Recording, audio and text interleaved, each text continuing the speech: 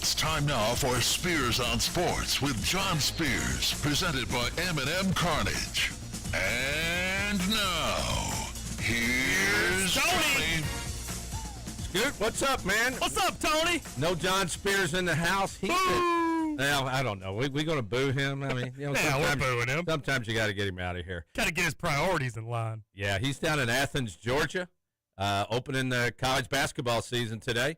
The Bellarmine Knights will travel to Athens, Georgia, to play the Georgia Bulldogs, and John will be on the call. And so that's why he's not going to be here today and tomorrow. And, Scoot, I plan on doing it again tomorrow. Woohoo! We don't screw it up enough today. Heck yeah. So everything's good. Gameday Men's Health Line is open, and it's I got to read this, man. I haven't. John does this every time.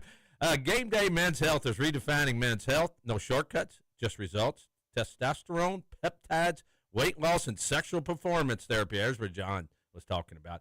Visit our GamedayMen'sHealth.com, defining a new era in men's health. So if you want to text into the line today, 502-414-1450. If you'd like to call, we won't have much time probably to talk, but if you want to, you can call in on the phone line, and that is 502-384-1450.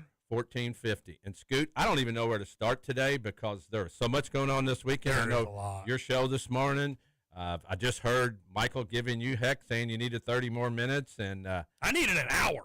Yeah, I mean, I did my homework, and we can start anywhere. I'm going to let you pick where we start because you've been doing it today, and I can start anywhere because there's so much going on that I couldn't decide what was the biggest story. Well, I figure let's start with probably what John Spears would have started with, and it's the topic that I'm most curious to hear your thoughts on because I didn't get to watch it like I would have wanted to. I mean, I did see the end of Game 7, but we've got to start with that crazy World Series. Yeah, that's where I was going to start, and I was actually out at dinner that night at a bar that had television, so they had the Kentucky game on. They had the World Series. You weren't at your normal bar because I was right down there, and you all were not in there. No, I wasn't that far from there, though. I was disappointed. It was my wife's birthday weekend. We'll start with that first. Friday, I was not here. Didn't get an opportunity to go back and listen to the podcast because I was spending time with her. But I did listen to the beginning, and I heard y'all make fun of us. So, that's always good. But we had a great time on Friday. It was very nice just being with my wife. We don't get to spend many days together. So it was really nice, and we were in Lexington. We went to the women's volleyball game, University of Kentucky. Oh, that's fun. They played Vanderbilt. Vanderbilt wasn't very good, but it was just cool. I hadn't been in Memorial Coliseum since I was a little kid. Oh, and it's all redone now, right? It's really nice, and it's so much smaller than I thought. I guess they're so used to Yum Center and Rupp Arena and all that good stuff. And then we had dinner with friends on Saturday. But I was watching the World Series, and I just want to start with one thing. Yamamoto, man. Incredible. That is one of the best pitching performances in a World Series ever. Yeah. And I would argue with anybody about that, but you win 3 games, you got a 1.02 ERA. I mean, he's the 14th pitcher to win 3 games in a World Series. Randy Johnson was the last one for the Diamondbacks in 2001. So, all these, he's the second Japanese player to win the MVP. And can you tell me who was the other one? Ohtani? No, it was in 2009 for the Yankees. 2009 for the Yankees. Oh my God, pitcher, right? No. Hideki Matsui. Gosh dang. I mean, they paid him 12-year contract without him ever coming in. They gave him a 12-year contract for $325 million. I think we see now that it was worth it. Yeah, and that's what they were saying. So, I mean, just unbelievable that the guy pitched the day before as a starter, came in and pitched 3 innings. But your opinion is what I want on the Blue Jays.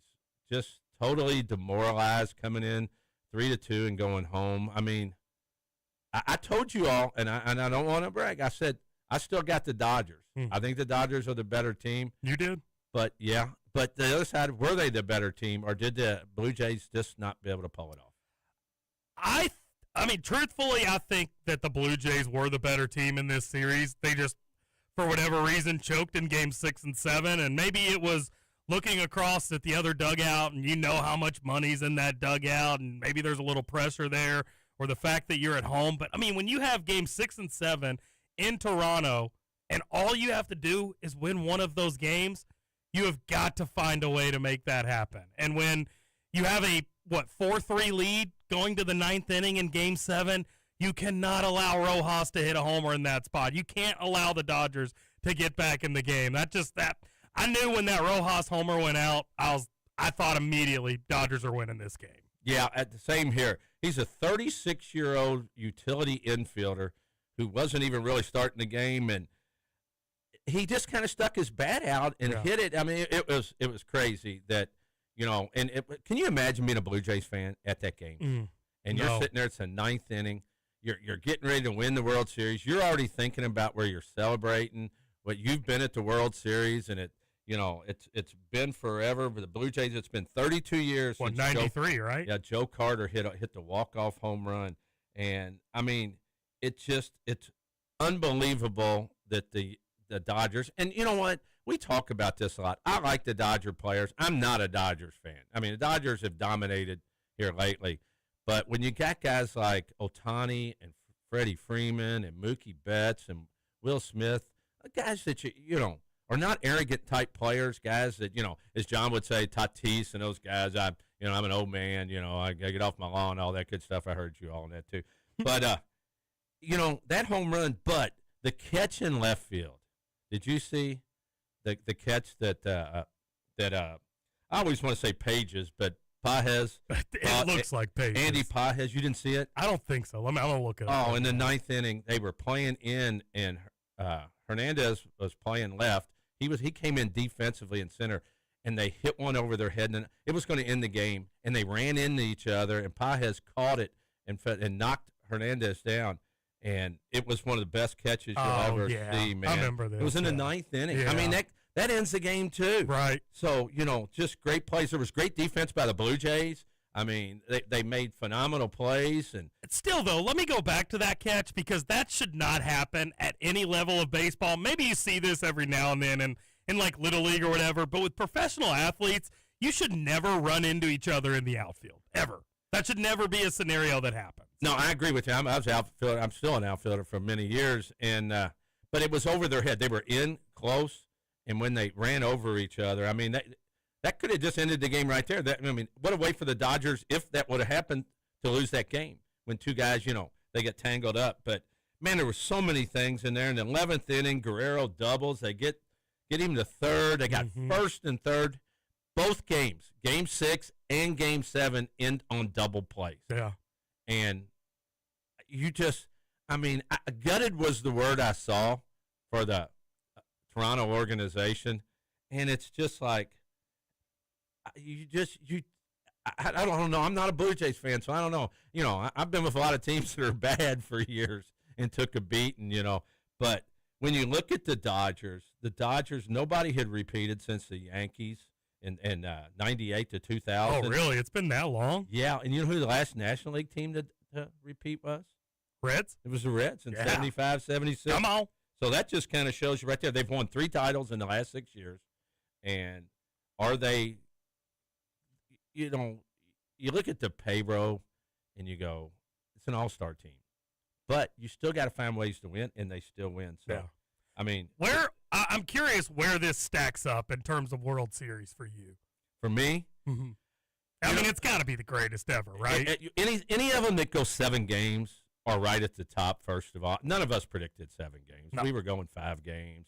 I think John bet sweep, just, trying to get, some odds and value bet. I'll say it since you won't. There you go, value bet. They started Max Scherzer, 41-year-old, oldest guy to start in a World Series game, and you still should have maybe came up. Clement had 30 hits in the postseason, and that's a record for postseason, 30 hits. But you just got to find a way to win, and the Blue Jays, unfortunately, couldn't do that. Now, I forgot what I was going to say. Dang it. Oh, it had to be about the World Series. Scherzer said, good call. Scherzer said he's not done. Yeah. Did you see those quotes? Oh, he's ready to come back for the Blue Jays. That's wild. But, you know, when you got two different color eyes, that you know, you can do whatever you want because you scare people to death. Good point. But no, it ranks way up there. It really does, and I don't know why I can't get that out of my head. I just feel for the Blue Jay fans because it's been so long, and you know they were in last place last year. They went from last to first to the World Series. I mean, they had an incredible season, no doubt about it. I like a lot of that roster. If they bring back a good majority of those pieces, I think they'll be right back. Maybe not to the World Series, but they'll have another really good season. Did you see the early favorite for next year's No, World I did Series? not. I did not. You want to take a guess? Dodgers. It is the Dodgers. Well, really went out on a limb on that one. How'd I come up with that one? But no, but baseball season ends on a high note, and you know, we just talked about the Blue Jays there. Guerrero signed for a long time. Bichette, who was hurt, was really good, and they just got a bunch of guys that play hard and a solid pitching staff. But Hoffman, the closer, blamed losing the World Series on himself. He said, "My job is to close the game out, and I didn't close." Is he any relation to Trevor? I don't think so, but I'm not going to say that because I don't know. Gotcha. But, yeah, so, man, you go there. Well, you know what? Let's change gears here. I'm going to go where another place you want to go. Wait, hang on. Time out. Before we go, before we switch the page, I'm just now seeing on Twitter, Darren Ravel posted this. The guy who caught the Rojas homer and the Will Smith homer were father and son. Oh, wow. What? And I'm glad you said that so because cool. I should have said the Will Smith. We never talked about the Will Smith home run in the 11th inning. I mean, I watched interviews with Dan McDonald and the KCD coach before, you know, a couple of days ago, and they were talking about Will Smith, and they were saying he's a better person than he is baseball player. They were just ranting and raving about being a good guy. And, you know, I think the one thing in life that you want to be always is when people talk about you, no matter what your accomplishments are in life, that I think when everybody shows up and you're laying there in a casket or whatever, and they say, "Man, Scooter was a good dude." That's what life's about. Not about money, not about accolades. It's, are you a good person? Yep. So Will Smith hits that, and Dodger Mania goes nuts. Probably the craziest stat of the weekend is that was the 6th straight year that a Will Smith has won the World Series. Did you see that? No, I did not. It's crazy. That. I mean, this Will Smith, right? Also, obviously in 2020 with the Dodgers. I don't know who the other Will Smith is, but he played for the Braves. Okay, so Braves, Astros, and Rangers. Yeah. That's nuts. That is that's a great stat. That's not one you get very often. No. Somebody doing their homework on that one. Wouldn't so, yeah. So you know, baseball be around before you know it. And, Reds. Where were the Reds on there? Did you see where the Reds were? I did not. Probably at the bottom. Second to last, yeah. No. So, just we'll go quickly before we go to the first break. What about your Hoosiers, man? Oh man, you told us straight up that Indiana would cover the over by themselves. I just that's going to be my prediction until they show me that that's not going to happen, Tony. I mean, I mentioned with Michael earlier on his show that it's so fun seeing all these teams like your Vanderbilts lose, your Miamis lose. Every team in the country is having tough games week in and week out. Indiana has supposed tough games, but they're just embarrassing these clowns, and it is an absolute blast. I love it. Yeah, I mean, you deserve it. I mean, they were showing stats about the worst winning percentages in college football over. Indiana's at the bottom. They're right there, and to flip that and win 55-10. And, they outgained. I couldn't believe this when I read this. They outgained Maryland 367-37. Yeah. On the ground. Yeah. And I'm sorry, on the ground. And that's nuts. Mm-hmm. I don't care who you're playing. That's nuts when there's 330 yards difference in your rushing. And that's one of the reasons the score was so big. Yeah. But, 50 points they've scored in 3 Big Ten games.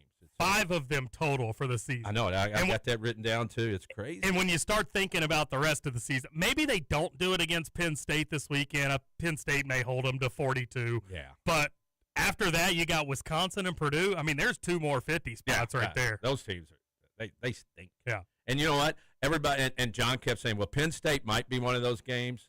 But after watching Penn State the other day, Penn State's They're done. dead. They're Yeah. dead. They're dead in the water. They can get fired up because it's a home game or try to, but unless Indiana comes in, and I cannot believe Indiana would come into Penn State not ready to go. Right. That's not the kind of game you bounce on. So, yeah, Ohio State and Indiana, man, are on that collision course. I'm pumped. I mean, that will be as big a game if they both can do what they're doing right now in that Big Ten championship game. And Have I told you my prediction for that? no, you have not. So here's exactly how it's going to happen. I'm telling you all this on November 3rd. Indiana loses the Big Ten championship. I think it's a close game, but Ohio State gets it done. But then in the rematch for the national championship, Indiana wins it. Telling you right now. I like it, Scoot. I like it. Hard to beat a team twice. It is. And just before we go to break here, SEC 9 teams in the top 25, Big Ten 6, Big 12 4, ACC 4. So pretty much domination there by the major conferences. Nobody's really sneaking in. And, I just don't know who else is going to compete at the top from some of these smaller conferences. Yeah.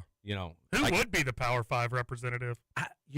Memphis beat Probably Memphis. beat South Florida, Mhm. and I'm not going to say that. I know Navy's up there. Navy lost this weekend. Oh, they did. Yeah. I didn't write that one down, but Navy and Georgia Tech lost. So how many undefeated teams are left, Tony Burt? 4. 4. Yeah, I remember. My memory's not real good, but I know there were 6. So if those 2 went out, my 8 years to St. X are still paying off, baby.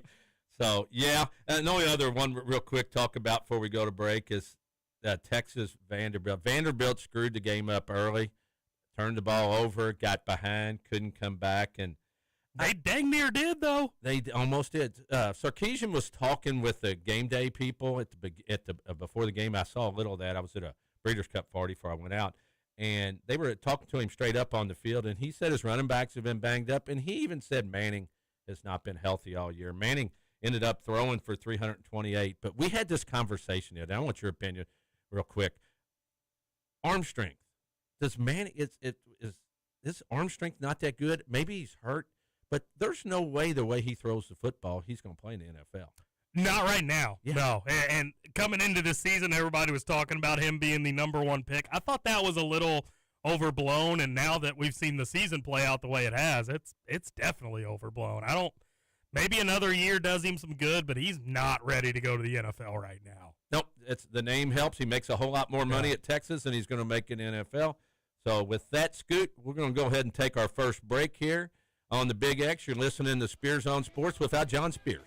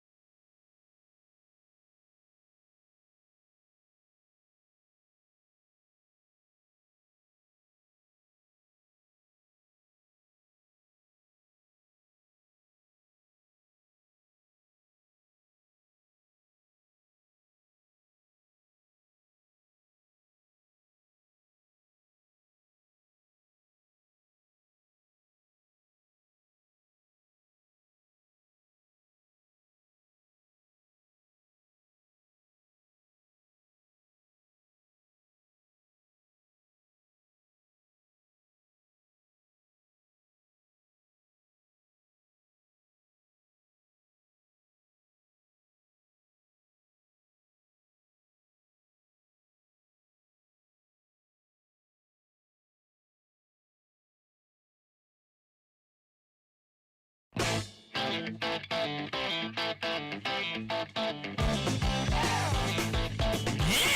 Woo! Monday, baby. Do you remember? There you go. Take over my side. If you're of it. taking John's role, I got to take yours. No, man. What a weekend for sports. I mean, No doubt. gosh, there was so much going on that, we could go anywhere all day. Heck, like you said, you could do another hour today and just talk about all the sports. But let's switch gears and let's go to UK football. Kentucky having just a miserable season. Mark Stoops just on the hot seat. Hugh Freeze was number one on the hot seat when I saw it, and Stoops was too. So that was the hot seat bowl, and 10-3. What a shootout that was! It was fun. And you know what? For a 10-3 game, it actually was an interesting kind of fun game. But I tell you what, Kentucky needed a win really bad. 88,000 showed up at Auburn. They still showed up at the game, and I look at it and I think, okay, Kentucky had 7 sacks in that game. It's hard to beat a team when you do that, but was Auburn's offense just that inadequate, or did Kentucky's defense just play great? I think it was Auburn more than Kentucky. They were just, it was they looked like they couldn't block anybody. See, I'm on the opposite side of that. I was giving credit to Kentucky's defense, specifically that defensive line. Yeah. I mean, I thought they played really well. Like you said, 7 sacks. They created pressure all night. I mean, it's kind of like when you watched Kentucky a year ago, right, when they had Brock Vandegrift. I mean, their offensive line just couldn't protect them. And for their part, it was offensive line last year. And maybe Auburn does have some offensive line issues, but I credited Kentucky's defense way more than I did that offensive line. Yeah, they were really quick. They really were getting after it. And I think you're right. Kentucky had lost 19 of 20 previous games to Auburn. Jeez. And only their 4th ever win in the state of Alabama. wow, that's 4th. even crazier. Cutter Bowley's maturing. I think they have found the guy that they maybe should have been looking at the last few years instead of bringing on these Band-Aids that are, paying these kids a lot of money that were backups at other places and were guys that were coming along, 5th-year guys or whatever, and it just didn't pan out. And that can cost you your job. And Stoops is still very much on the hot seat. I just think that they have to be negotiating away from there. If I'm Mark Stoops, okay, I want a buyout. I want to, if instead of getting 30 whatever million, give me 20 and I'll walk. Yeah. Because do you want to be coaching a team when the fans are against you? Who knows what they know where you live, and they see you. It sounds stupid. People are nuts, man. And you can say, I'm going to stay because I want this money. But if you're not winning, you're not getting the recruits that you were getting before.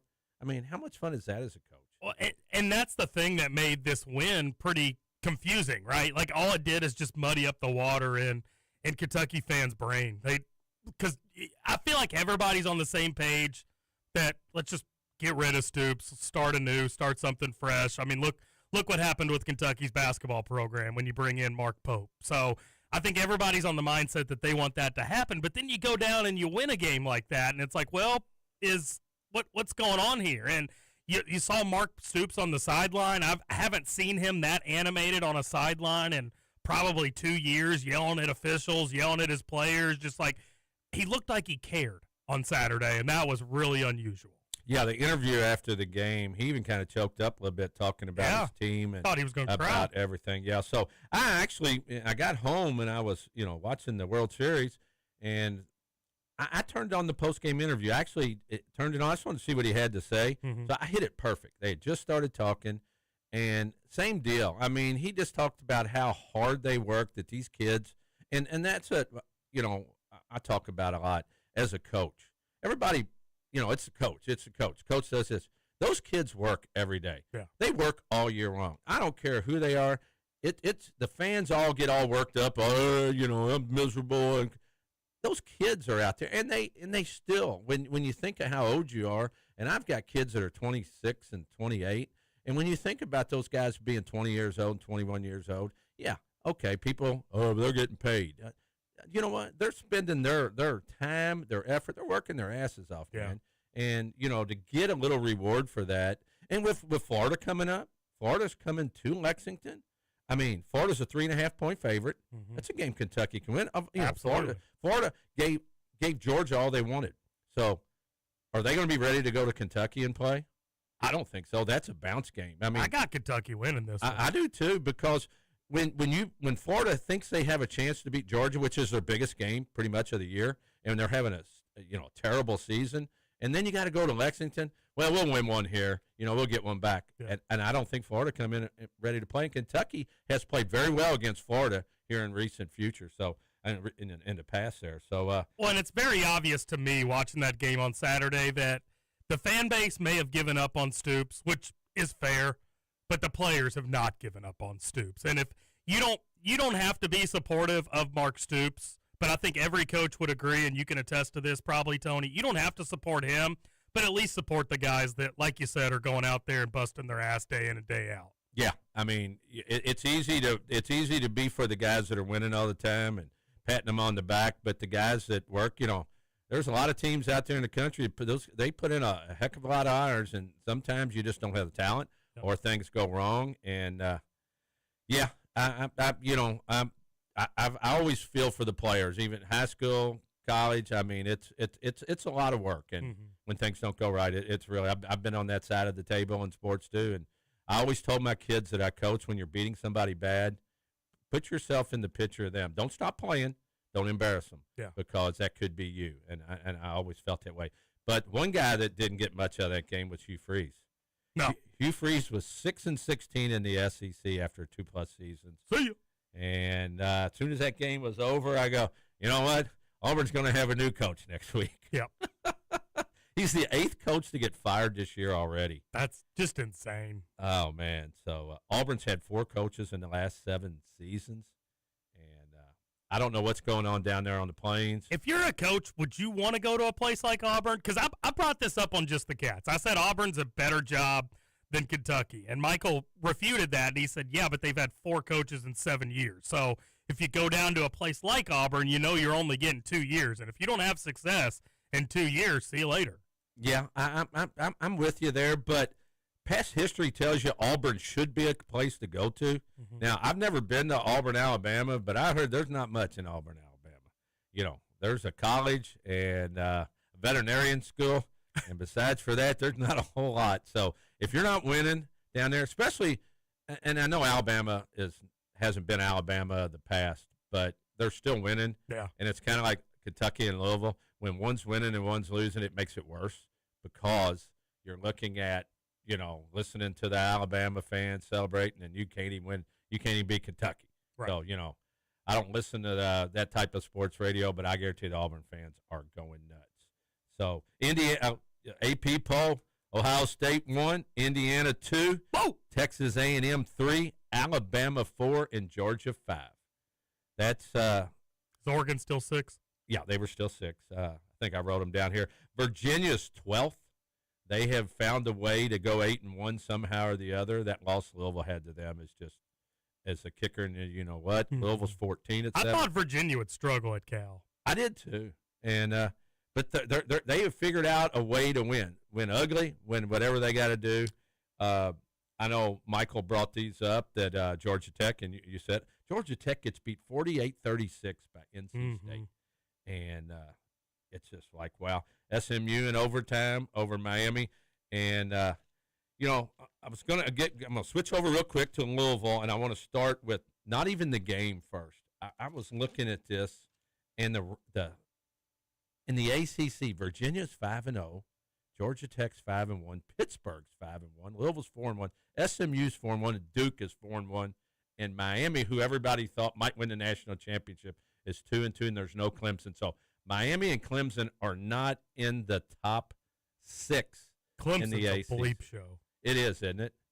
And I don't know what Dabo's doing there, but if you'd put that list of names right there, Virginia, Georgia Tech, Pittsburgh, Louisville, SMU, and Duke, maybe Louisville, maybe SMU, but the other ones at the beginning of the season, I don't think anybody to go in there. But, ACC's up for grabs, man. Yeah.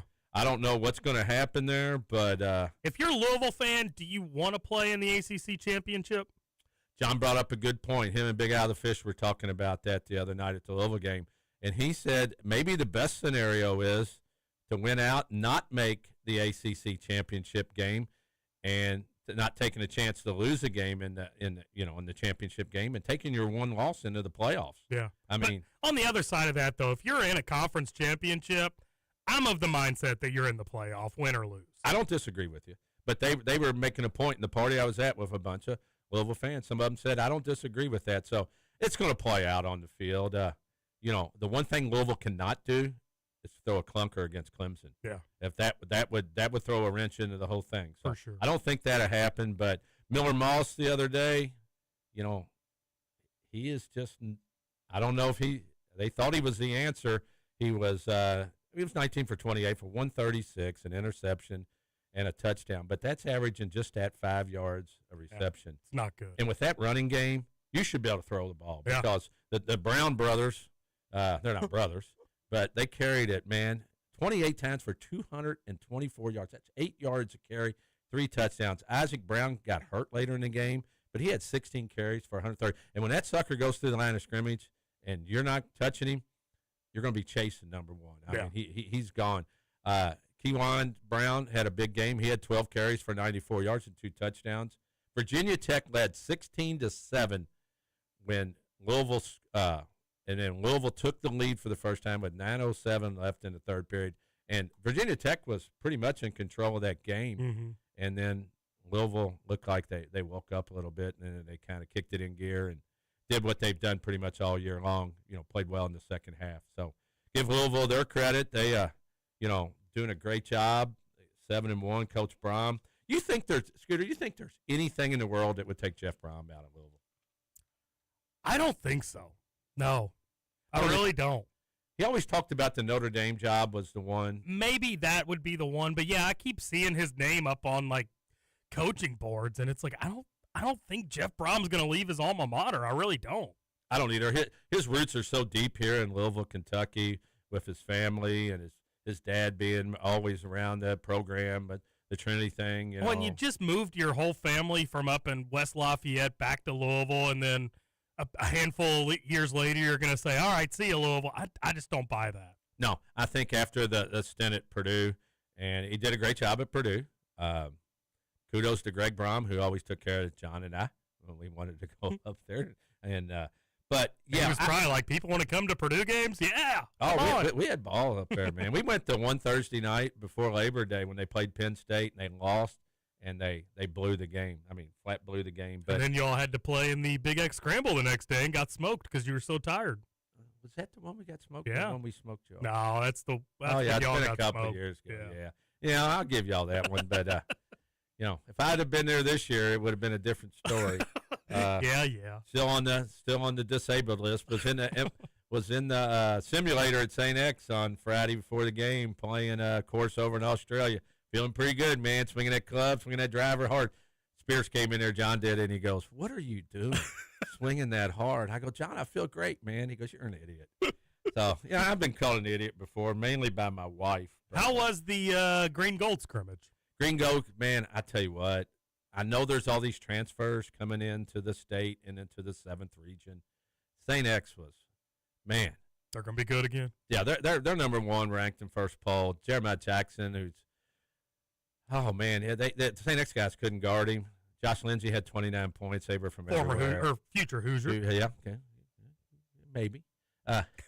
But their overall talent is so deep and so talented. But they're gonna have a target on them now. Yeah. And how are you going to play with a target on there starting the season? Puts a lot of pressure on you. You go to the state tournament last year, so we had a good night. We went in and watched. I went to simulator, hit golf balls. Went over and watched the first part of the green gold scrimmage and the basketball. Did you get to see the dunk contest? Guess who won? Josh Lindsay. Oh yeah, Josh Lindsay won the dunk contest. Tried to go between his legs in the game, going down and missed it off the back rim on a dunk. But then we did the football game and y'all romped, right? Yeah, they played well. Madison Central turned it over a couple times inside the 20, and Tigers ended up 42-6. They just put a running clock on them in the third quarter. It's a pretty good football team too. And then I saw soccer won the state championship this weekend. Yeah, Boys soccer. Soccer won it after the bleachers fell on them over there at Wagner. They regrouped and went down to Lexington and won at Sacred Heart with my niece. They won as well. They won a state championship for 2 years in a row. So, yeah, good weekend in sports for the Burke family all the way around with sports. And St. X got Southern Friday night. It's going to be one of those ones that, going to be over in a hurry, unfortunately.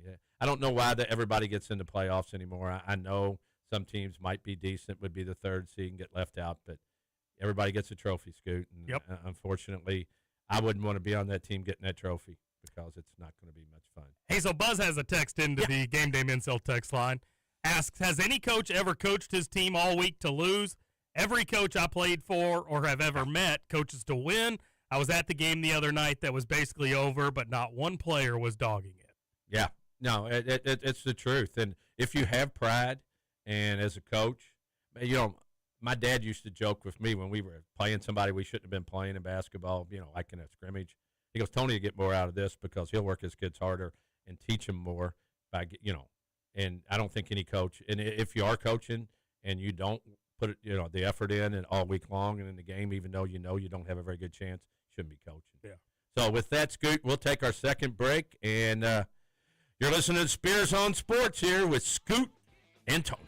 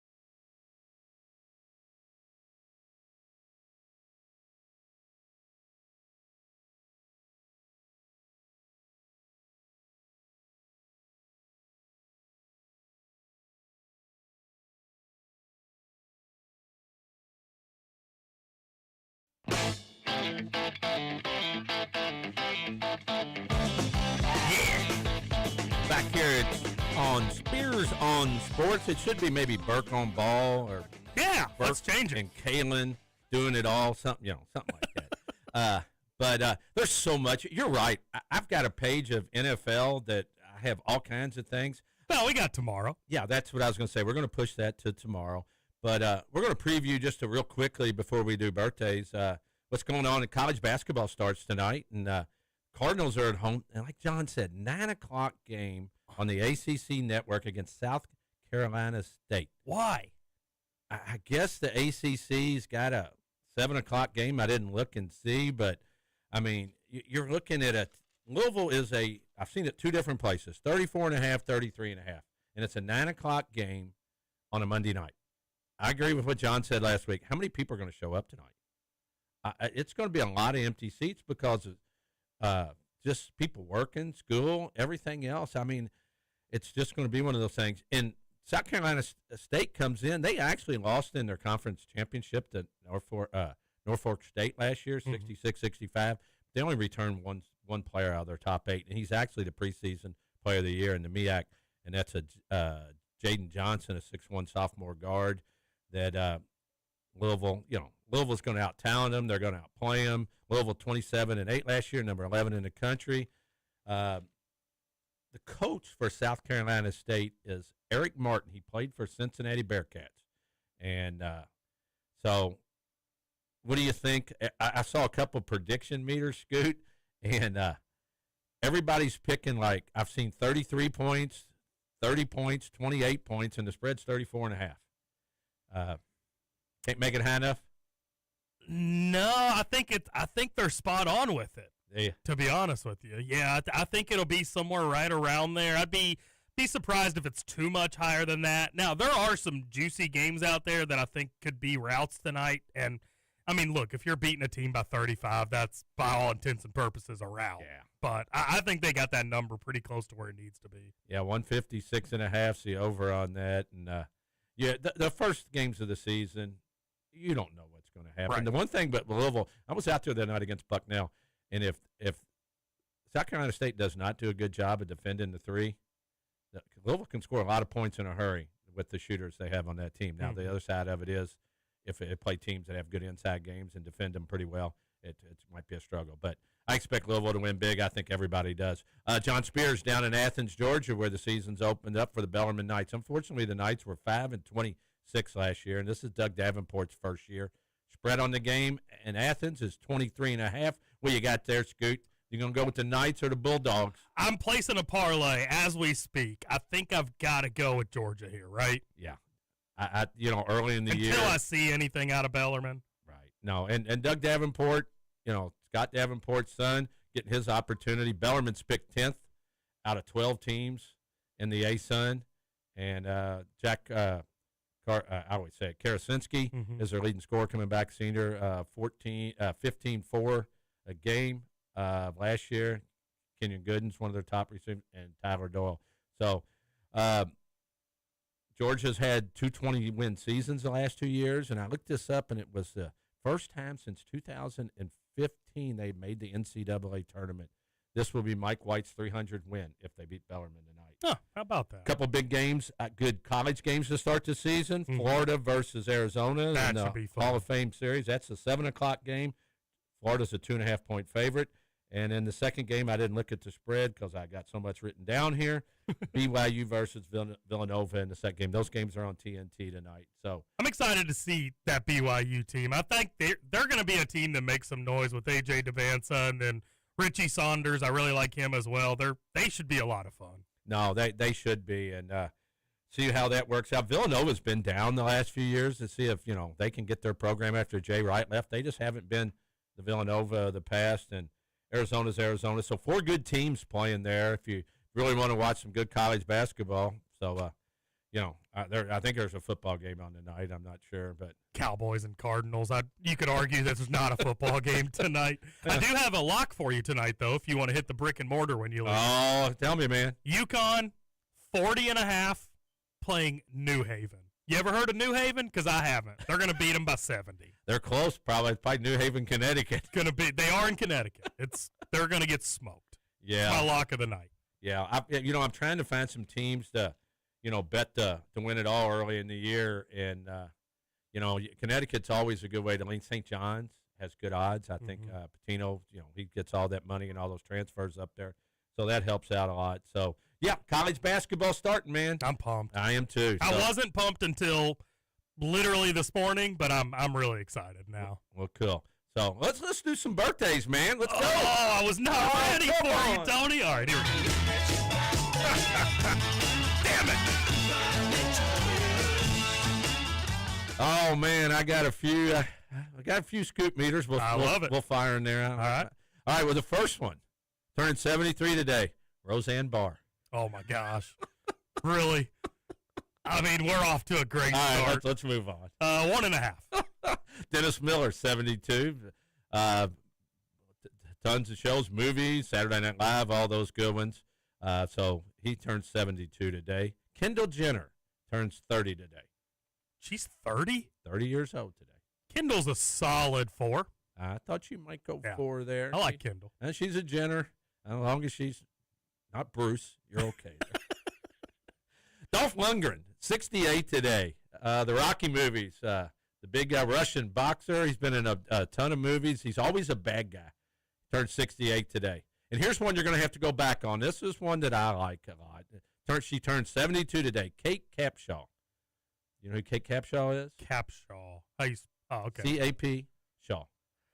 I do not know who she is. She's been in a ton of stuff over the years, tons of movies you've probably seen. I'm not as good as John writing them all down. So let's see what you got for Kate Capshaw. If I go back, we'll give her a 3.5. Okay, that's fair. But she's a heck of an actress. She's, like I said, tons of things. Indiana Jones, different things like that. Charles Bronson, who died in 2003. Love Charles Bronson, man. 81 years old. But gross mustache. I'm going to give you a couple here that kind of went off the path. This was a model she played in Pirates of the Caribbean movies and some other stuff. Gemma Ward, Gemma Ward, 38 years old today. Gemma Ward, whoa, intriguing. We'll go 3. 3? Yeah. Okay. It's just kind of interesting to see there. Mm-hmm. And I'll go one more here. Okay. She turns 48 today. She was the Penthouse Play Model, Penthouse Pet of the month in September of 2000. And she turns 48 today. Aria Giovanni. It's Aria, A-R-I-A, Giovanni. I just. This one's a little tricky. I'll go 4.5 here. Yeah, it's hard when you get a centerfold. You get a playmate centerfold, huh? Yeah. I just threw that in there for the heck of it. In sports, Bob Feller would have been he was 92 years old when he passed in 2011. Great pitcher, Hall of Famer.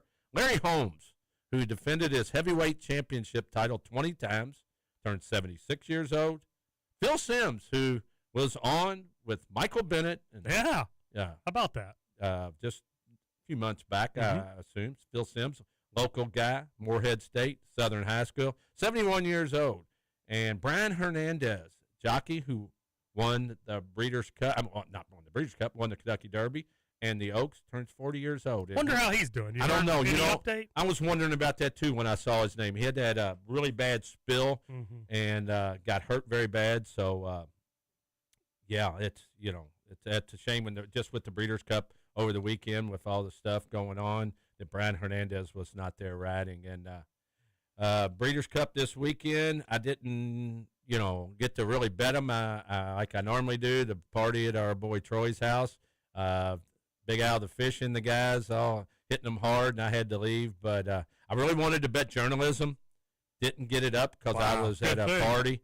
And when I watched the race coming back, I would have been very upset because I would have thought journalism was coming on the outside, running second. But Forever Young, Japanese horse, wins the Breeders' Cup Classic. I lost all interest in Breeders' Cup. Normally it's one of those things where I'm locked in. I'm betting every race.